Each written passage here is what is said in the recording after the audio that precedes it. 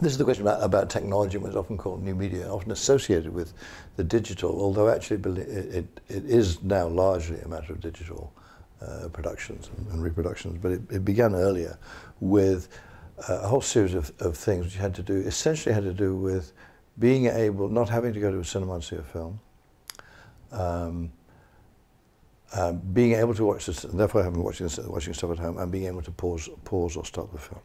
There are other technologies, but none of them are as important as that, I think. And that completely alters the whole notion. So it is something quite radical. It's like, in a certain sense, like the invention of the book. See, because the book, you can turn the pages, as opposed to having, say, I don't know, someone reading to you aloud in their own tempo. So it is quite a radical change. And it became so quick that I think we didn't notice how radical a change this was. I mean, we were still worrying about whether to buy Betamax or VHS or whatever, and then it was all over.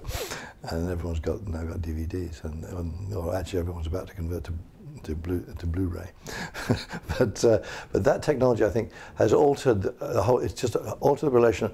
I don't think it's altered the content of the material as much as one might expect. I think other things have altered the content, like special effects, high resolution cameras. I don't think this particular stuff has altered the content of films as much as one might have expected, but it's certainly altered the whole relation of people to the cinema, to the business of the cinema, to the business of making movies, to each other in the cinema. And it's quite a different thing. And I think people can, for example, people now look at their favorite moments in a way they used not to. They replay bits in a way they used not to, or couldn't.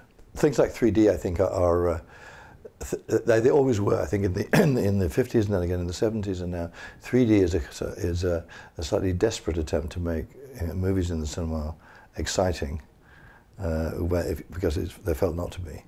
But I think there's a losing battle. The films are either going to be exciting in their own right or they're not. I think the gadgets are not going to do it.